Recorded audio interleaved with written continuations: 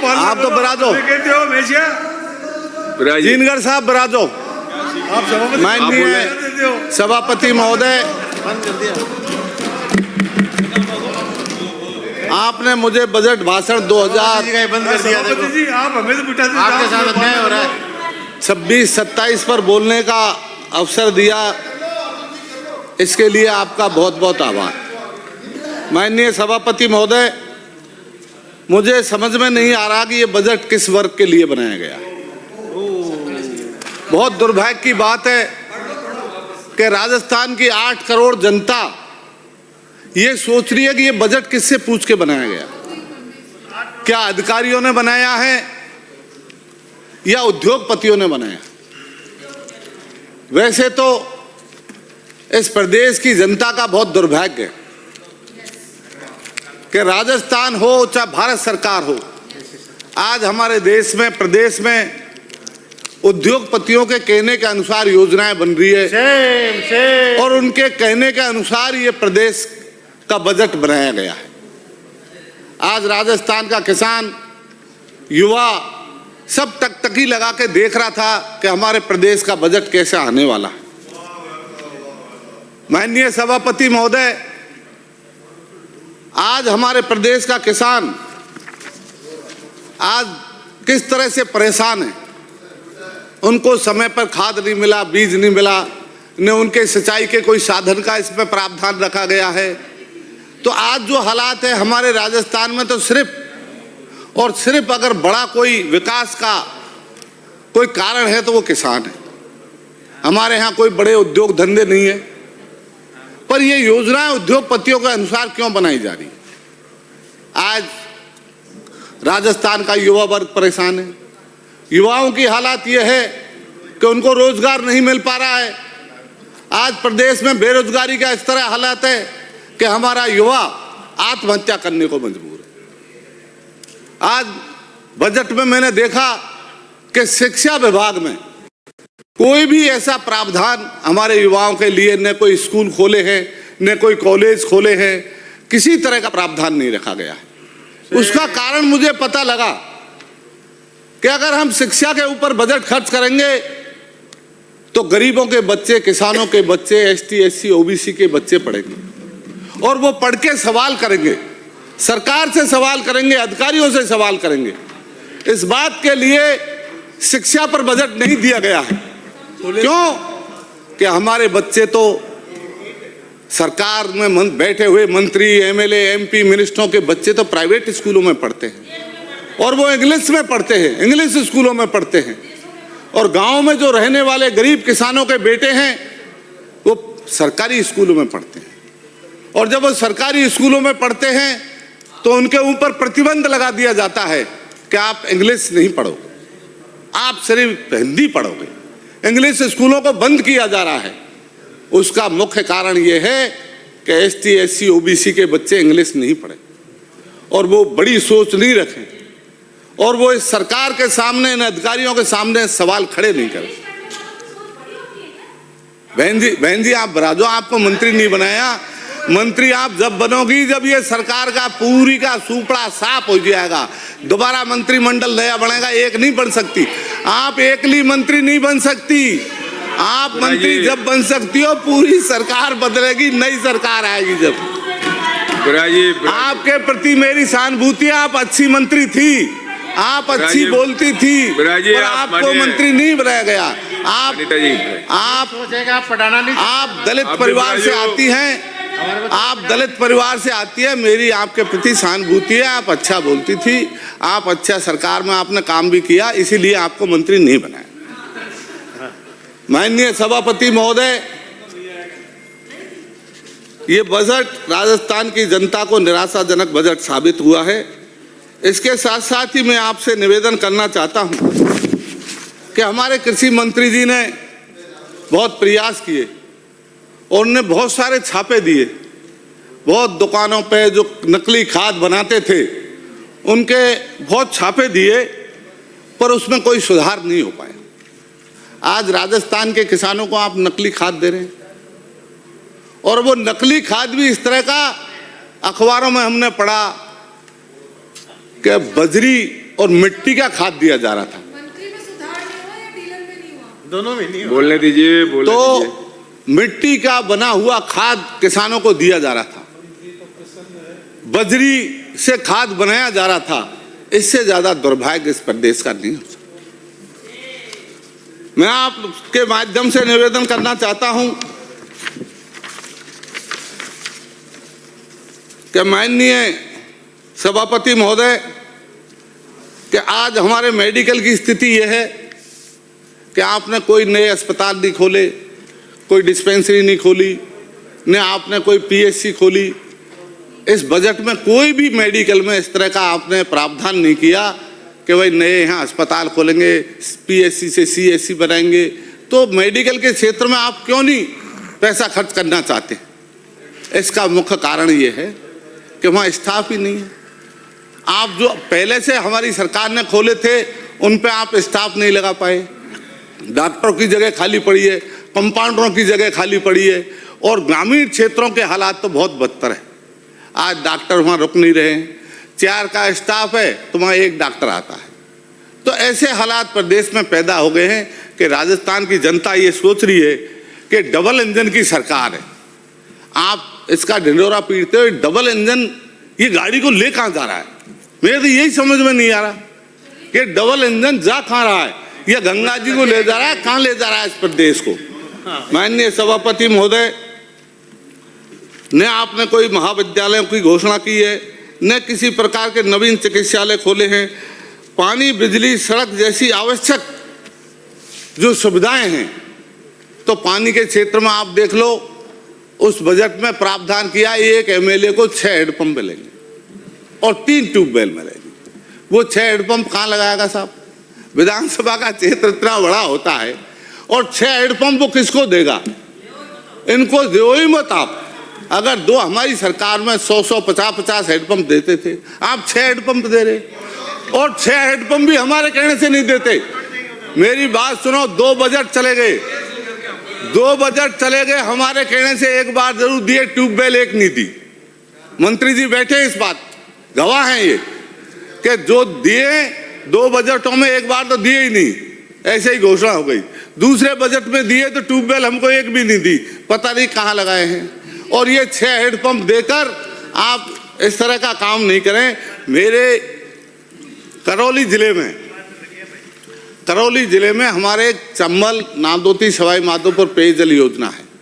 उसमें हमने सैकड़ों हजारों करोड़ रुपए खर्च करके और जो लागू किया।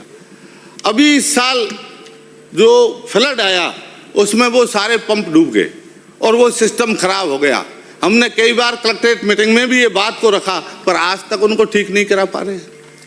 कलेक्टर ने कहा साहब 10 करोड़ रुपए हमने दिए, 10 करोड़ का प्रावधान है, उसके बाद सरकार सोचेगी तो कहीं पानी आएगा। आप जनता को पानी नहीं पिला रहे, जनता को आप सड़कों की सुविधा नहीं दे रहे, आप पढ़ाई के लिए व्यवस्था नहीं कर रहे, पता नहीं क्या क्या घोषणा कर रहे। ये घोषणाओं का क्या मतलब है? इस घोषणाओं का मायाजाल अगर जनता को गुमराह करने वाला है। पिछली बार बजट में आपने कहा कि हमने टोडा भीम में साहब बस स्टैंड की घोषणा की, हमने धन्यवाद दिया आपको। वो बस स्टैंड आज तक नहीं बना। 1 रुपए का आपने बजट नहीं दिया, न बस स्टैंड बना, न आपने जो घोषणा की वो आज तक धरातल पर नहीं आई। तो पिछले बजट की नहीं आई तो अब इस बजट की क्या गारंटी है कि ये सब धरातल पर आ जाएगी? तो राजस्थान की जनता को गुमराह नहीं करें। और अगर जो भी बजट आप दें, चाहे आपके जेब में 100 रुपए है तो 100 रुपए की बात करो, 1000 रुपए की बात मत करो। और 1000 रुपए की बात करने से जनता गुमराह होगी और वापस आपसे पूछेगी, सवाल करेगी कि भाई आपने घोषणा की, ये काम क्यों नहीं हुआ? सड़कों की घोषणा की, वो सड़कें आज तक नहीं बनी। हमारी सरकार की जो सड़कें थी उनको आपने ये कह के रोक रखा है कि पैसा नहीं है, और ठेकेदार आज तक रोड नहीं बना पा रहे हैं, और सड़कों को खोद और दिया, आप बना मत। उसके टेंडर हो गया, टेंडर वाले ने आया, ठेकेदार ने पूरी सड़क को खोद के पटक दिया, उसमें गड्ढे पड़ रहे और लोग निकल नहीं पा रहे हैं। तो ऐसे हालात प्रदेश में पैदा नहीं करें। एक हमारी पाइटोली से बावनवास तक सड़क बनी थी, उसमें आपने 4 किलोमीटर सड़क को फॉरेस्ट के नाम से रोक रखा है। क्यों भाई? वो जब 1980 से पहले फॉरेस्ट का प्रावधान उसमें लागू नहीं होता तो 4 किलोमीटर को क्यों रोक रखा है? कलेक्टर से बात करते, कलेक्टर कहता है कि साहब रोकने की जरूरत नहीं है। डीएफओ कहता है कि नहीं नहीं, अभी मेरी फॉरेस्ट मिनिस्टर साहब से बात हुई, उन्होंने कहा मैंने बात कर ली है, सड़क का काम चालू हो जाएगा, पर आज तक वो ठेकेदार चालू नहीं कर पा रहा है, फॉरेस्ट के अफसर आ जाते हैं। तो ऐसे हालातों से जनता परेशान होती है। आप विपक्ष के विधायकों को कोई मत दो, आप भले सड़क मत दो, हैंडपंप मत दो, पर आप जनता को तंग मत करो। 8 करोड़ जनता ने आप पे विश्वास जताया है कि आप लोग इस प्रदेश की सेवा करेंगे, तो आप सेवा के बजाय उन लोगों को यात्राएं दे रहे हैं। तो ऐसी यात्राएं नहीं देनी चाहिए। जनता ही परमात्मा है, जनता ही आप लोगों को शासन में लाई है, जनता ही हमको लाएगी। तो जनता के साथ इस तरह का दोहरा व्यवहार नहीं करें। जनता किसी की नहीं होती, कोई पार्टी की नहीं होती, किसान किसी पार्टी का नहीं होता, किसान सबका होता है। तो किसानों के साथ, युवाओं के साथ इस तरह का दुर्व्यवहार ठीक नहीं है। आने वाले समय में ये आपको दुखदायी होगा। माननीय सभापति महोदय,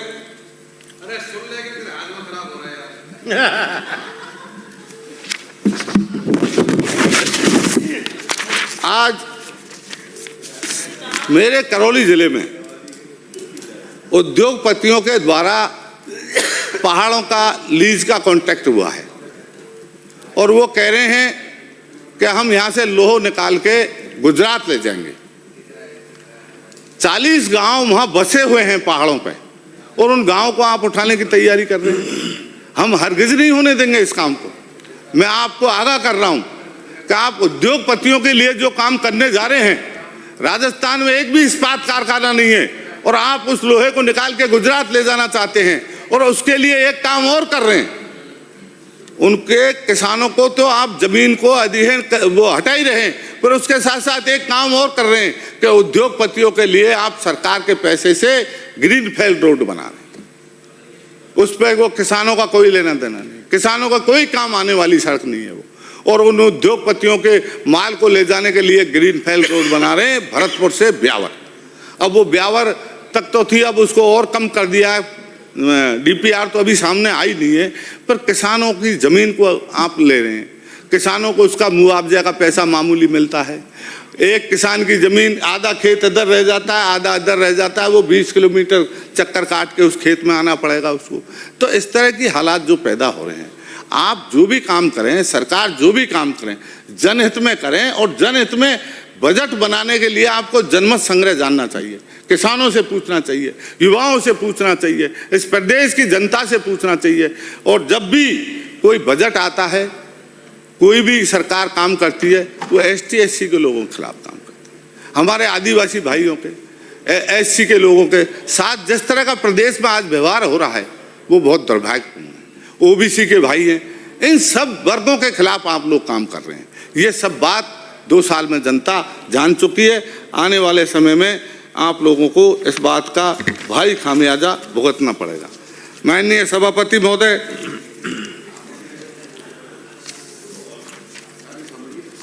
कोई बात नहीं, कागज जनसकाएं फर्क पड़े यहाँ पर।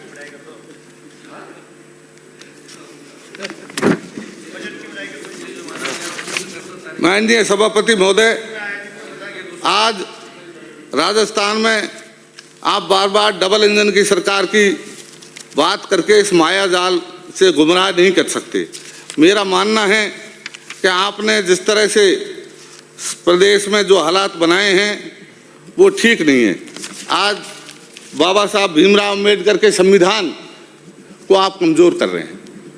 इस संविधान की वजह से आप लोग यहाँ आए और संविधान के खिलाफ काम करने से, इस लोकतंत्र को ख़त्म करने से आप लंबे समय तक नहीं चल सकते। जहाँ तक बाबा साहब भीमराव अम्बेडकर ने कहा है कि दुनिया में ऐसी कोई ताकत नहीं जिस संविधान को कमज़ोर करेगी, पर हमको अब पता लगा है कि भारतीय जनता पार्टी की सरकार आने पर देश में और प्रदेश में इस संविधान को कमज़ोर किया जा रहा है। संविधान की दुआई तो आप देते हैं, पर संविधान के खिलाफ काम करते हैं। इससे आज देश की, प्रदेश की जनता जान चुकी है। पूरे देश में आज किसानों की जो स्थिति है, पहले हमारे गांव में जनसंख्या कम थी तो हम एकत्रित रहते थे। आज गांवों से निकल के लोग अपने खेतों में घर बना लेते हैं, चारागाह भूमि है, सवाईचक भूमि में खेत बना लेते हैं।